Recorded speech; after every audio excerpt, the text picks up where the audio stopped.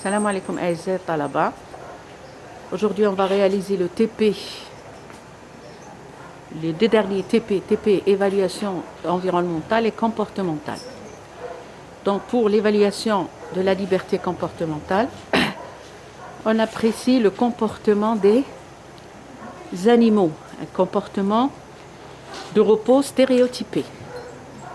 Donc, déjà, on observe ici que la totalité des vaches, elles sont debout, donc c'est pas bon. Hein? Donc, mais aucune vache ne présente une position stéréotypée, c'est-à-dire ni un repos sous forme de position de chien assis ou bien perché ou bien. C'est bon. Donc, on apprécie aussi pour la liberté comportementale la présence de lésions, au niveau du cou, au niveau de l'articulation du genou et au niveau de l'articulation du jarret. D'accord? Très bien, pour cette vache, il n'y a pas de lésion, mais j'ai une vache ici qui présente des lésions au niveau de la pointe de la hanche. D'accord? Ok? Au niveau de la pointe de la hanche et au niveau des apophyses épineuses des vertèbres lombaires. Ok? Donc, il y a un problème de confort, bien sûr, au niveau de cette étape. Pourquoi? Parce que on remarque très très bien qu'il y a une absence totale de litière. Une litière qui n'est pas vraiment profonde. Donc, c'est pas la peine de prendre la température de la litière parce qu'il n'y a pas. Il y a de 1.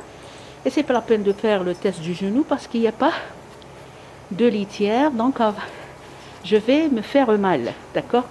Automatiquement, ces vaches sont en inconfort de repos. D'accord?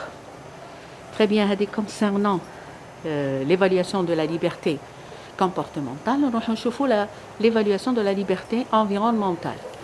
Tout d'abord, on va prendre la température ambiante. Alors, elle est de 17,4 degrés Celsius avec une humidité de 96%. Ok? Très bien. On évalue aussi pour la liberté environnementale le degré de propreté. Le degré de propreté de la mamelle et du pied. Donc, les régions anatomiques à considérer, c'est l'arrière-train postérieur, c'est-à-dire la cuisse, le jarret et enfin le pied. Et surtout, le degré de propreté de la mamelle. D'accord?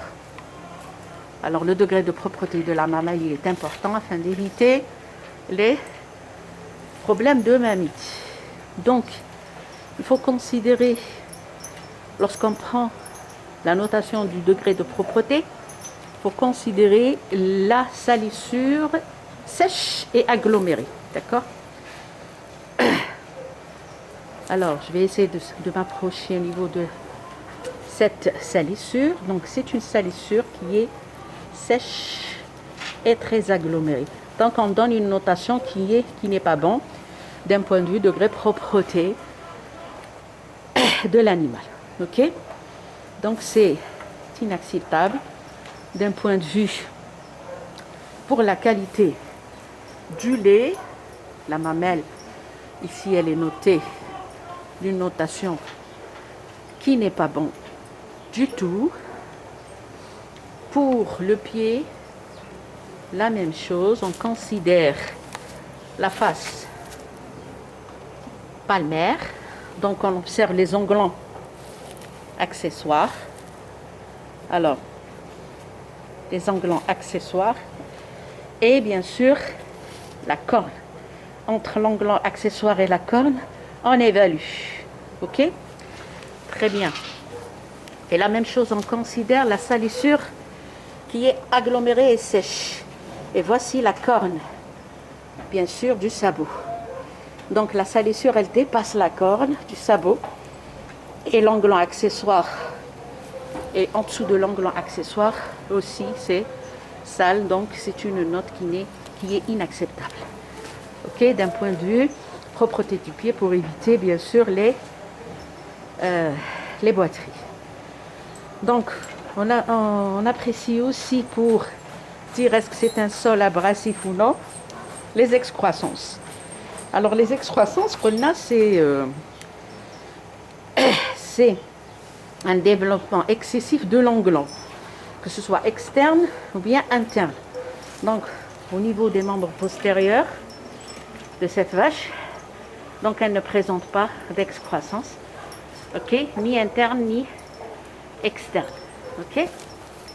Donc c'est une pousse, l'excroissance c'est une pousse anormale des onglons. Elle nous renseigne sur l'abrasivité du sol. Donc le sol ici il est en béton, donc au niveau de ce cheptel il n'y a pas de problème de sol. Le sol il est abrasif. La même chose pour cette vache, le membre postérieur ne présente pas d'excroissance, que ce soit interne ou externe. Ok? Très bien, voilà. Normalement, on a pu essayer de voir les différentes techniques. On a vu donc l'excroissance, l'évaluation de l'excroissance, l'évaluation du degré de propreté, l'évaluation des lésions, l'évaluation bien sûr de la température ambiante et de l'humidité. Le test du genou, on ne peut pas le faire. Et la température de la litière, on ne peut pas la réaliser. Okay?